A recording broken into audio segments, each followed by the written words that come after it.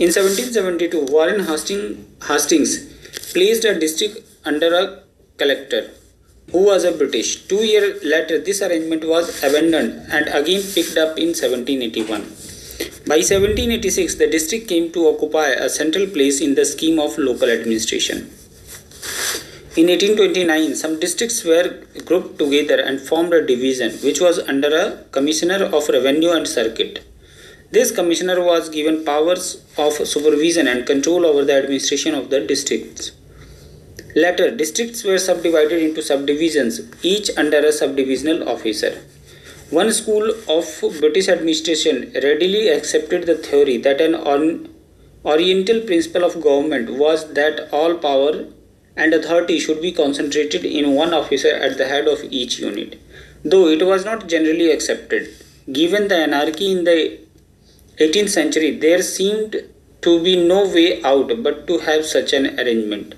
After the district was made the basis of administration in 1786, the collector performed the duties of a revenue collector, judge and magistrate. The district officer had to assess and collect the revenue, try civil and revenue cases, and maintain law and order. Lord Cornwallis was not happy with this arrangement for an officer who assessed the revenue, and had to hear complaints against that assessment. The temptation would be to justify in his judicial capacity, which he had done as a revenue officer. Accordingly, in 1793, a new regulation was adopted by the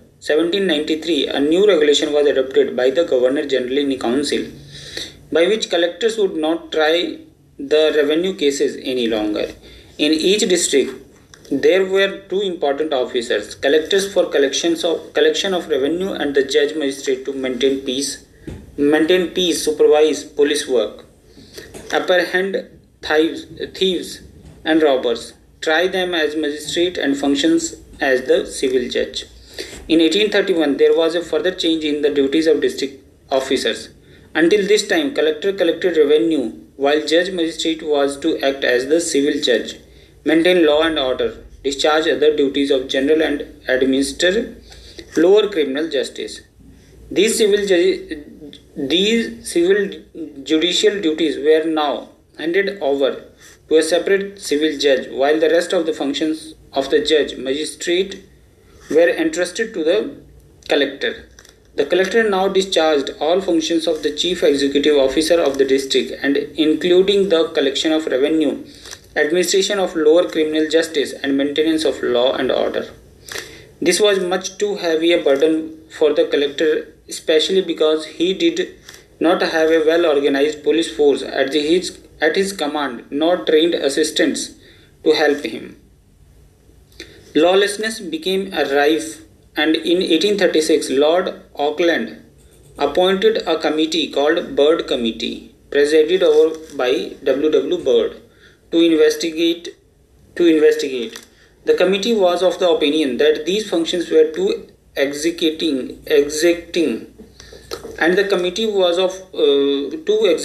and district official could not cope up with them, since he paid more attention to revenue collection and neglected duties of general and police administration. Something ought to be done. The committee recommended that revenue functions should be placed in the hands of separate functionaries called collectors. This was effected and put into operation by 1845, but this division of labor did not improve the efficiency of police administration. Towards the close of 1853, changes were again effected, and there was a reunion of magisterial and revenue functions, because the separation of the offices of collectors and magistrates had been injurious to the character of the administration and the interests of the people. The Oriental theory of government was clearly enunciated, and principle of unity of authority in district administration advocated. In fact, there were three officers in a district between 1838 and 1859, namely the district magistrate, district collector, and district judge. In 1859, there was a reunion of officers of collector collectors and district magistrates, and henceforth they were held by one and the same officer. Later, the British came firmly to believe that if district magistrate could not punish the lawbreakers himself, his authority would be undermined. They upheld the combination of criminal justice with executive administration. Board of Revenue. British administration in its initial stages had a number of provincial revenue councils at work, and above them was a secretariat at Calcutta. These provincial revenue councils came to be replaced by a board of revenue, which came to assume tremendous importance both in revenue collection and general administration for nearly 140 years. The jurisdiction of the board extended to the whole field of revenue administration, including settlement, collection, and receipt of public revenues. In 1788, Cornwallis revised the constitution of the Board of Revenue. The board was concerned with the deliberation, superintendence, and control. The detail of management of revenue was left to collectors, who were responsible to the board. In the exercise of its powers, the board could summon any officer to explain his conduct, fine him, or even suspend him with the final consent of the government. The collectors became very important because they supplied in the first instance all the data on the basis of which board's report on government would be prepared. Once decisions were taken and instructions issued, the execution of details was left to the collectors, who, with the discretionary power they wielded, became supreme in district administration.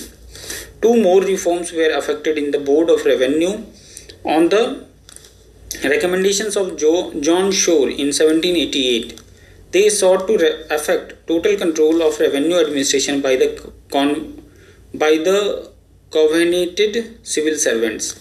In 1790, a regulation was passed which empowered the board to act as a court of review as well as appeal in all revenue cases.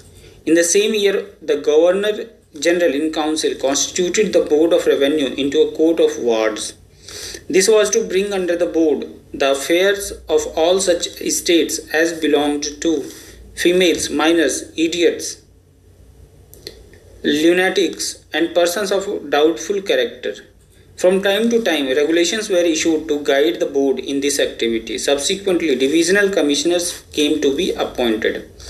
In the history of Board of Revenue from 1786, one sees two main developments. One jurisdictional and the other functional in character.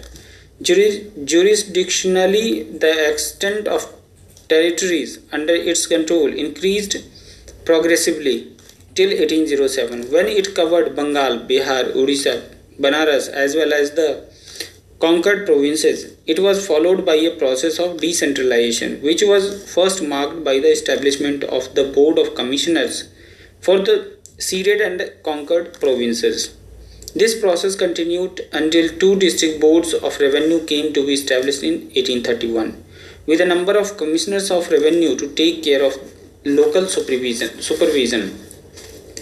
Functionally, the controlling and supervisory character of the Board of Revenue remained unchanged. As for judicial powers, the Cornwallis principle, which favored separation of judicial from revenue work, was reversed. This was necessitated by the exigencies of periodical assessment in the ceded and conquered provinces where frequent judicial matters came up. A third development was the tendency of the government to reduce the number of board members or to vest in a single member the powers and authority exercised by the board as a whole. This was done for the sake of speedy conduct of business, economy, and the want of trained men. Role of divisional commissioners. The territorial jurisdiction of the Board of Revenue was unmanageable. So in 1822, separate Board of Revenue were reconstituted. These were the Board of Revenue for the lower provinces, or the Southern Board of Revenue for the central provinces, or the Western Board.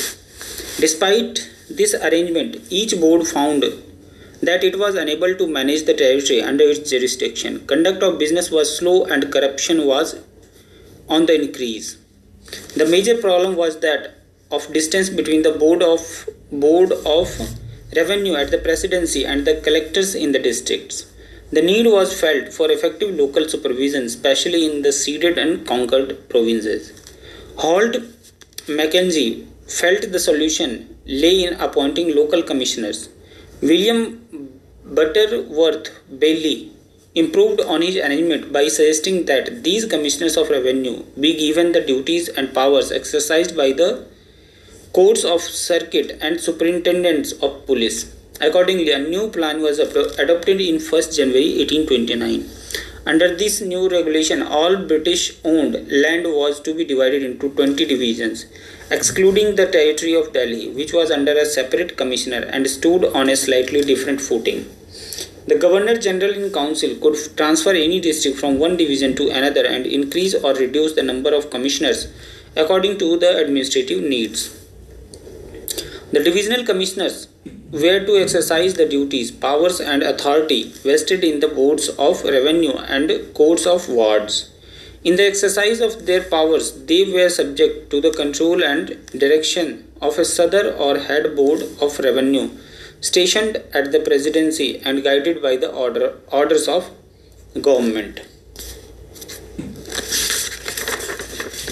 The administration of criminal justice and police. We have examined in the earlier units the Mughal administration of criminal justice and police. It was based on Quranic law, which was applied to Muslims and non-Muslims alike. With the collapse of the Mughal central authority, there was a breakdown of the law and order machinery. Jamindars, farmers and other agents of revenue took over control, though they did not have the right to do so. However, they prevented a situation of anarchy. Hastings had the following 4 objectives when he sought to improve criminal administration. Number 1. To reconstitute the criminal courts. Number 2. To establish an efficient machinery of supervision and control. To offset the inadequacies of Muslim criminal law. 4th. To restore power of Faujdars. Hastings as part his plan in 1772 had a criminal court in each district and a superior court of criminal jurisdiction at Murshidabad. The collector had to exercise supervision and control and keep an eye on judicial proceedings. In 1781, the Governor-General and the Council abolished the office of Faujdars and transferred their duties to the company's convenated servants acting primarily as judges of the courts of Diwani Adalat. They were designated as magistrates. In 1787, on orders from the directors, Cornwallis united in the office of collector the duties of magistrate and civil judges. In addition, he conferred on the magistracy part of the authority exercised by the criminal courts themselves. Though contrary to Islamic jurisprudence, police and judicial functions were for the first time united in the office of magistrate on general plan. Cornwallis wanted the authority of the magistrate to be more effective and complete, but the administration of criminal justice remained practically unaltered. It was still outside the sphere of the company's responsibility. Cornwallis Europeanized and functionalized the civil service. He did not have faith and trust in India, especially in the administration of criminal justice. He set up 4 courts of circuit, one for each of the 4 divisions of Calcutta, Murshidabad, Decca and Patna, in place of the darogas of criminal courts. Each of these courts of circuit was under 2 convenated civil servants who were designated judges of the court of circuit. They were assisted by a qazi and a mufti as law officers. The police duties of the magistrate continued. He was to apprehend criminals and peace breakers and have them tried before the judges of circuit. Cornwallis introduced measures to reform the administration of police in 1792. These had three features. Number one, landholders and farmers who maintained thanedars and chowkidars were divested of their entire police authority. Second, districts were divided into thanas or police jurisdictions. At the head of each was an officer of government called Daroga of police. Third, duty of rural police like chowkidars and others was to assist the Daroga in the apprehension of criminals and to undertake intelligence work. In his police reforms of 1792, Cornwallis had been guided by administrative and political considerations. Administratively, police administration at the hands of the jamindars was unsound in principle. There was much exploitation and personal revenge. Politically, the thanedari system was risky because it meant continuance of small pockets of local influence, which was prejudicial to the company's interests. Cornwallis' Daroga system was hailed as an innovation which strengthened the magistracy. But after 1793, the crime rate steadily increased. Bengal was known for gang robbery. Thugs operated in the upper provinces. Many more social evils increased considerably. The police system of Cornwallis suffered because it did not have roots in society. Moreover, the resumption of the whole or part of the lands previously adjusted in the rentals of the jamindars for the support of their police establishments was resented. The resumption of service lands of village watchmen and jamindari servants led them to combine with the jamindars and make common cause against the darogas of police. A gap developed between the official police under magistrate and rural police under jamindars with their roots in society. The darogas of police were unfit and negligent, but they had extensive powers. Ill paid, they indulged in corrupt practices. The administration of police suffered in addition from the union of the magistracy with the office of judge. Between 1793 and 1813, several measures of reforms were designated to: Number 1. Seek the cooperation of jamindars. Number 2. Remove the inadequacy of the stipendiary police. Third, to impart efficiency and speed to criminal administration. And number 4, to modify Muslim criminal law as well as the established mode of trial. Responsible Hindus and Muslims were appointed as amins and commissioners of police who could assist a daroga in maintenance of law and order. The police amins were to preserve peace, help suppress crime, control village watchmen and the like. The idea was to unite the influence of jamindars with the power of darogas through the police amins. The government increased the establishments of the Kotwali and Thana police. Apart from a general increase in the establishment of the stipendiary force, provisions were made to meet local exigencies. Also, not only was there an increase in the powers of the magistrates, joint and assistant magistrates were appointed. Above all, modifications were introduced in criminal law. The necessity of decentralizing the powers of superior courts arose mainly because of increase in the bulk of crime. Magistrates' powers were increased. Courts of circuit appointed and later on in their place divisional commissioners assigned tasks. By and large, in administration of criminal justice and police, an attempt was to have an official to have an effective administration of justice and liberalize criminal law by reducing severity of punishment, by having trial by jury and bringing dangerous social customs under purview of law. In short, the effort was to make the law conform to principles of liberalism and natural justice. The civil service. With responsibilities of ruling territorial positions in India, the British governors and councillors needed assistance in the central offices and in districts. They also had to study the manners and customs of the people, collect necessary facts, and make timely recommendations. To begin with, the men to fill this important role in public service were drawn from the ranks of writers, factors and merchants of the company. It was not till 1769 that some of these officers were appointed supervisors over large areas and charged with responsibilities.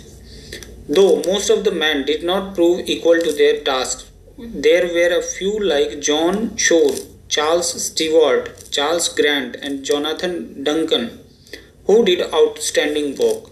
The court of directors continued to send every year fresh batch of writers, without realizing that a revolutionary change had taken place in the company's role and functions, and therefore better equipped men were required. None of the acts of parliament between 1773 and 1793 looked into the education and training of civil servants in India. To the open question as to whether administration would be efficiently conducted by only Indians, a mixed agency, or exclusively by the British, Cornwallis provided the answer by deciding on the policy of complete Europeanization. All higher positions in government service were filled by the company. Services were filled by the company's British convened servants. The Charter Act of 1793 took care of this and provided the charter or rights of civil servants. Promotion was by seniority.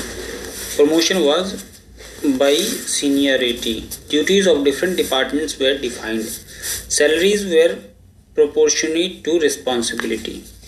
Wellesley realized that civil servants of the company had to discharge functions of magistrates, judges, ambassadors, etc.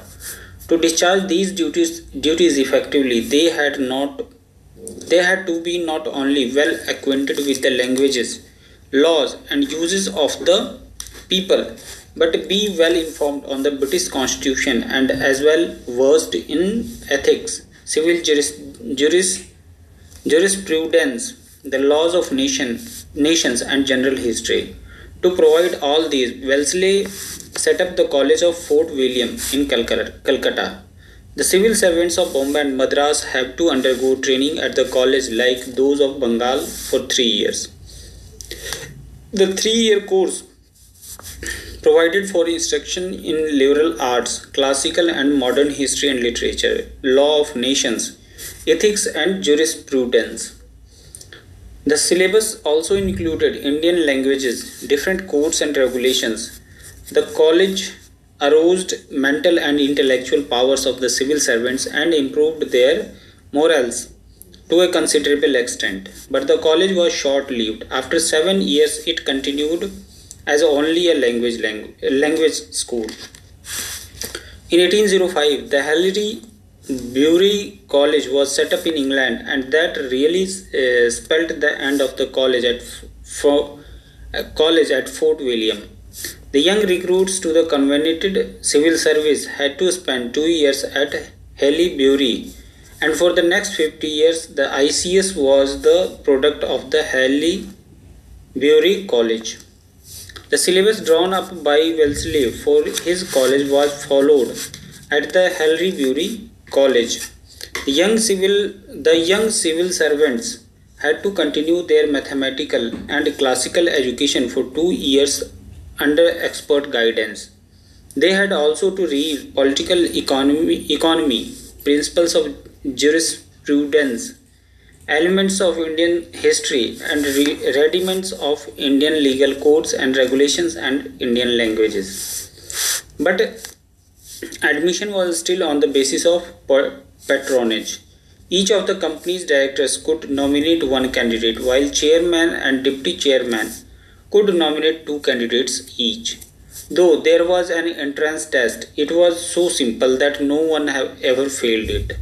Though candidates did equip themselves with liberal education, the standard at Haileybury was not really high, or else it would have resulted in a high rate of failures.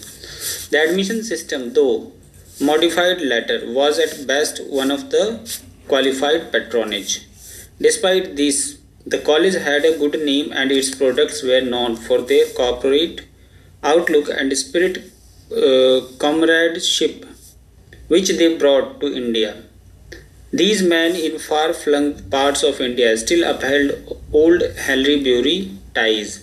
They set healthy traditions, especially in honesty and integrity, but at the same time they felt high and mighty, and some did become despotic in outlook and dictatorial in behavior. In 1873, an arrangement was made for the preliminary examinations to Haileybury College, yet it did not achieve the expected results. The men who came out to India were not of the level of competence demanded by the work.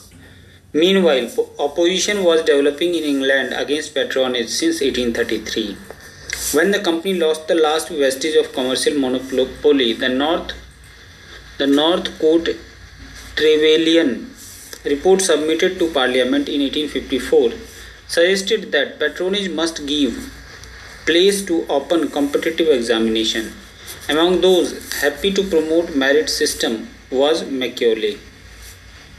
Once the principle of competition was accepted, the necessary regulations had to be framed. For this, an expert body was appointed, of which Macaulay was chairman. The committee recommended that candidates be between age 18 and 23, and the examination should be in subject of liberal study. The introduction of the competitive test meant the end of the Haileybury College.